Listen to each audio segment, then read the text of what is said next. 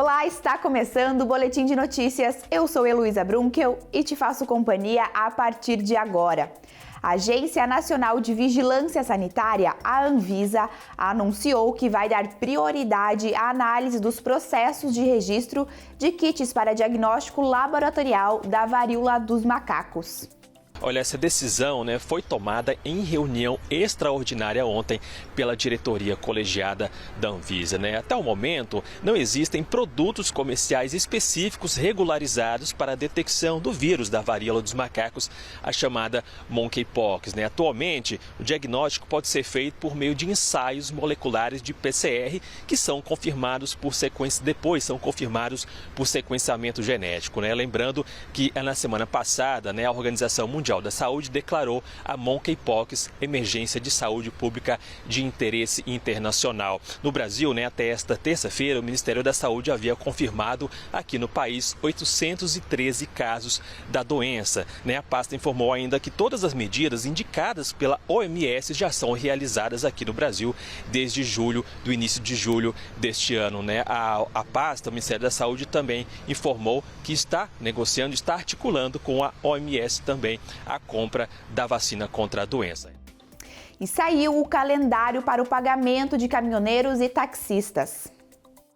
O governo já definiu as datas para o pagamento de 2 novos benefícios aprovados pelo Congresso e que fazem parte do pacote de bondades. A primeira parcela do auxílio caminhoneiro será paga no dia 9 de agosto.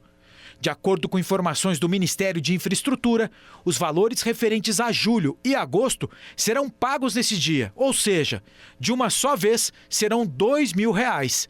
Nos demais meses, o valor será de R$1.000. Têm direito a esse benefício os caminhoneiros inscritos no Registro Nacional de Transporte até o dia 31 de maio deste ano. O outro benefício novo com data de pagamento é o auxílio taxista. No dia 16 de agosto, serão pagas as 2 parcelas referentes a julho e agosto. Serão R$2.000 e depois do mês de agosto, o valor será de R$1.000. Vão receber aqueles com cadastro em dia nas prefeituras. Mas atenção, hein? Tanto no caso do auxílio caminhoneiro, como no caso do auxílio taxista, ainda não há detalhes sobre como esse pagamento será realizado. Isso ainda depende de uma regulamentação a ser definida e publicada pelo próprio Ministério de Infraestrutura. E em Brasília está acontecendo o maior evento científico da América Latina. O maior evento científico da América Latina reúne várias atrações gratuitas para o público. Estandes com atividades interativas, painéis, conferências e apresentações culturais. 27 instituições de diferentes estados, vinculadas ao Ministério da Ciência, Tecnologia e Inovações, participam do evento. No estande da Agência Espacial Brasileira, as crianças aprendem a fazer foguetes de garrafa PET, impulsionados por água e ar, e depois acompanham o lançamento. 3, 2, 1, Legal pra caramba, velho. Gostei muito. Você imaginava que seria tão alto do jeito que foi? Não imaginava que seria tão alto desse jeito. Oportunidade de instigar a mente dos pequenos por um universo de possibilidades. Isso desperta o interesse inicialmente, mas depois desperta a vontade de estudar, se preparar para uma carreira e, com o corolário de tudo isso, a gente tem o apoio para o programa espacial. O tema desta edição é Ciência, Independência e Soberania Nacional, em alusão ao bicentenário da independência do Brasil e aos 100 anos da Semana de Arte Moderna. O evento é realizado nos 4 campi da Universidade de Brasília e também de forma online e vai até o dia 30 de julho. Esse evento tem uma visão de longo prazo embutida que é importantíssima para o país. A gente precisa fomentar esse interesse e manter isso nas crianças, para que elas cresçam gostando de ciências, querendo estudar, querendo se tornar cientistas. E a colheita de milho não foi como os produtores esperavam nesse ano. Boa parte do milho plantado nos municípios de Floresta e Ivatuba, na região de Maringá, noroeste do Paraná, já foram colhidos. E as máquinas continuam trabalhando. No entanto, o que elas colhem é bem menos do que o projetado pelo produtor. As primeiras áreas que foi plantada até que foi normal, né? A produção não foi aquilo que a gente esperava, mas foi normal, como se diz. Depois entrou a seca, a cigarrinha que veio e não achava veneno que combatia essa cigarrinha. e foi afetando tudo. A expectativa de produção seria mais ou menos umas 130, 135 mil sacas de milho. Mas com esses prejuízos agora vai dar uns 60, 70 mil sacos só. A praga da cigarrinha se alimenta e se reproduz somente no milho. E mesmo com os cuidados em todas as fases das plantas, ela foi responsável pelos prejuízos em muitas áreas. Devido às condições climáticas, foi um ano atípico, muito quente, o mês de janeiro, o mês de fevereiro, a cigarrinha acabou tendo vários ciclos e aumentou demais a população e a gente acabou tendo um dano mais severo nessas últimas áreas. A gente acredita aí que o dano deva gerar em torno de 25% a 30%. Além da cigarrinha, algumas regiões tiveram registro de estiagem. Esses dois fatores serão os responsáveis pelas perdas na safra deste ano. Mesmo assim, de acordo com o Departamento de Economia Rural do Paraná, a expectativa de colheita hoje é de 15 milhões e meio de toneladas, um número que está dentro da média esperada. Com uma área de 2,7 milhões de hectares, um aumento de 8% em comparação à área da safra passada, a previsão é de recorde de produção em 2022. Os cuidados para combater a praga da cigarrinha e evitar perdas na próxima safra começam já no plantio da soja. Nós não podemos ter, durante toda a safra de soja, a presença do milho voluntário, do milho tigreira, tá? O que acontece? A cigarrinha tem um ciclo de vida curto, são 46 dias aproximadamente. Então, se ela não tiver onde se multiplicar, você reduz a população e você consegue ter um melhor controle. Depois, lá no plantio de milho, buscar alternativas de materiais que são um pouco mais tolerantes, tá? Fazer um manejo mais intenso, regular a época de plantio, tentar sincronizar as épocas de plantio e de aplicação de defensivo para que a gente possa combater a praga reduzindo a população. Um projeto em Belo Horizonte tenta formar uma geração de leitores, estimulando a leitura ao ar livre. O projeto Santa Leitura nasceu em 2010 e começou com 50 livros. O projeto Santa Leitura é uma iniciativa que nasceu em 2010, da vontade que a Estela tinha de levar a literatura para várias comunidades carentes nas praças da capital. Dos 50 livros no início, hoje as bibliotecas do projeto têm cerca de 10 mil títulos. 6 mil são infantis, o público-alvo. Tomou um rumo assim, bem diferente do que eu imaginava.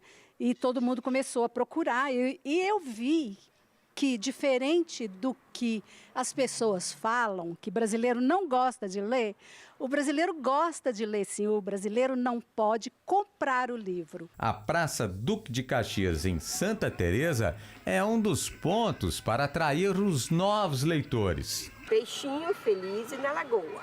Peixinho feliz na lagoa. Borbulhava e cantarolava. E cantarolava. Quando coloca a mãozinha no livro, as crianças vai folheando e vai contando. E quando elas contam pra gente, sabe, o que elas estão vendo naquela gravura, naquele livro, interpretando, comparam com a vida delas, isso, a fantasia deles, né? Eles fazem aquela fantasia, né? Projetos como esse são importantíssimos e fundamentais para estimular o hábito da leitura no país, para a formação de novos leitores e a preservação da memória. E diante de um dado que assusta, em 5 anos, pelo menos uma biblioteca pública foi fechada a cada 2 dias no país. Um dado que talvez pareça positivo é que o Brasil, entre 2020 e 2021, vendeu 30% mais livros por causa do isolamento social imposto pela pandemia. Mas é preciso entender que comprar um livro no país não é para qualquer um. A democratização da leitura depende da expansão de projetos e bibliotecas públicas. O estado do Paraná ainda sofre com uma epidemia de dengue. Vamos acompanhar. E o Brasil já ultrapassa 1 milhão de casos confirmados de dengue somente no ano de 2022. aqui no estado do Paraná, seguimos em epidemia por conta dessa doença causada pelo mosquito Aedes aegypti. Segundo o boletim epidemiológico divulgado pela Secretaria do Estado da Saúde, nesse último levantamento, 5.711 novos casos foram confirmados. A boa notícia é que não teve morte nesse último levantamento, porém, isso não é motivo de afrouxamento dos cuidados necessários. Mesmo agora, que é período mais frio, e tende a esfriar um pouco mais, mantenho a rotina da faxina semanal, que é o tempo da eclosão do mosquito, que pode ser de 7 até 20 dias nesse período agora que a gente fala de inverno. Mas a gente tem enfrentado temperaturas, mesmo no inverno agora, bastante quente, então ele continua entre nós. E a gente precisa fazer essa diminuição agora, que nós temos menos mosquitos circulando.